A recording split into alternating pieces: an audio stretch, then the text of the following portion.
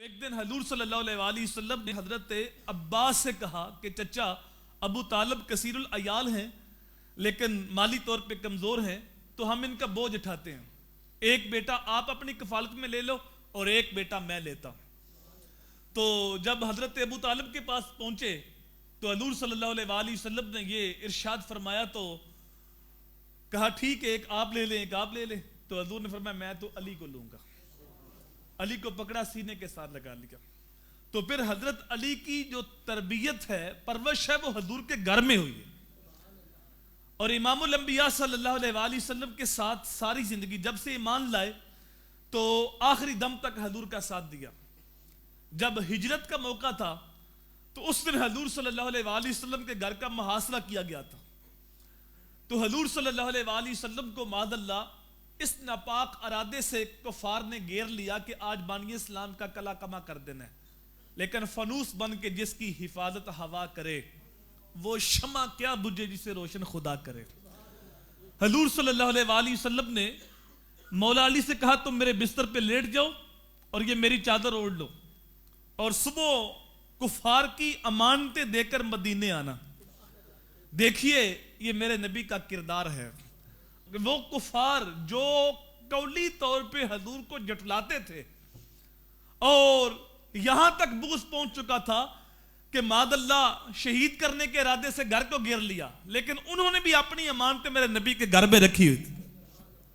اور حضور کا کردار دیکھیے، حضور یہ نہیں کہہ رہے یہ میری جان کے دشمن ہیں ان کی امانتیں ہم ضائع کر دیتے ہیں، نہیں، فرمایا علی تم میرے بستر پہ سو جاؤ اور صبح کفار کی امانتیں دے کر پھر مدینے آنا۔ اگرچہ یہ کافر ہیں لیکن میں صادق اور امین بن کے آیا۔ اللہ اکبر۔ پھر حضور صلی اللہ علیہ وسلم کے بستر پہ لیٹے تھے اور حضور سورہ یاسین کی تلاوت کرتے ہوئے کفار کی طرف مٹی کی مٹھی پھینکتے ہوئے گزر گئے۔ جب صبح ہوئی تو مولا علی بستر سے اٹھے تو پوچھا کہ حضور کہاں؟ وہ تو رات کے چلے گئے۔ پھر حضرت علی نے 3 دن تک امانتیں کفار کی واپس کی۔ پھر حضور صلی اللہ علیہ وسلم کے پیچھے چلے۔ کس نے پوچھا علی تم رات سوئے یا جاگے؟ کہا اسی رات تو میں گہری نیند سویا۔ کہا تجھے ڈر نہ آیا کہ وہ گھر کو گھیرے ہوئے تھے، ایسی ہنگامی صورتحال کے اندر تو بندے کو نیند نہیں آتی، وہ حضور کے مغالطے میں تمہیں بھی قتل کر سکتے تھے؟ تو کہا میرے حضور نے کہا تھا سو جاؤ اور میں سو گیا۔ حضور نہ کہتے میں نہ سوتا۔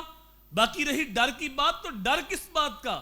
پہلے تو موت کا ڈر تھا نا، کوئی پتہ نہیں کہ آج رات موت نہ آ جائے، لیکن حضور کے الفاظ تھے کہ صبح کفار کی امانتیں دے کر مدینے آنا۔ مجھے حضور کے فرمان پہ یقین تھا کہ میں صبح اٹھوں گا بھی، امانتیں بھی دوں گا، مدینے بھی پہنچوں گا۔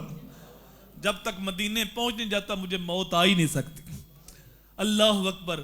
تو یہ امانتیں واپس کر کے جب مدینے پہنچے تو اس وقت حضور صلی اللہ علیہ وسلم قباء کے مقام پہ ٹھہرے ہوئے تھے، تو یہ چھپتے چھپاتے راستے سے بچتے بچاتے جب گزرتے گئے تو آپ کے جو پاؤں تھے زخمی ہو گئے اور پاؤں پہ چھالے بنے ہوئے تھے، زخم تھے، چل نہیں سکتے تھے۔ تو حضور نے فرمایا علی کو بلاؤ۔ تو عرض کی گئی یا رسول اللہ علی چل نہیں سکتے، پاؤں زخمی ہیں۔ پھر میرے حضور خود چل کے تشریف لائے اور حضرت علی کی حالت دیکھی تو آنکھوں میں آنسو آ گئے۔ پھر حضور نے اپنا لعاب دہن علی کے پاؤں پہ لگایا۔ اللہ اکبر۔ وہ دستے شفقت، دستے رحمت سے جب حضور صلی اللہ علیہ وسلم نے اپنا لعاب دہن لگایا تو علی کے پاؤں بالکل ٹھیک ہو گئے۔ اور پھر جب وہاں مدینہ منورہ میں حضور نے اصحاب کے درمیان بھائی چارہ قائم کیا، مہاجر کو ایک انصاری کا بھائی بنا دیا، ایک کو دوسرے کا بھائی بنا دیا، لیکن مولا علی کو کسی کا بھائی نہیں بنایا۔ حضرت علی رو پڑے تو حضور نے پوچھا کہ علی کیوں روئے ہو؟ عرض کیا کہ سب کو بھائی مل گئے، سب کو بھائی بنا دیا، لیکن مجھے کسی کا بھائی نہیں بنایا۔ تو میرے حضور نے فرمایا انت اخی فی الدنیا والآخرہ، علی کیوں پریشان ہوتا ہے؟ تو میرا بھائی ہے، دنیا کے اندر بھی میرا بھائی ہے، آخرت کے اندر بھی میرا بھائی۔ علی جیسا بھائی میں نے کسی اور کو دینا ہی نہیں ہے، یہ علی جیسا بھائی میں نے اپنے لیے رکھا ہے۔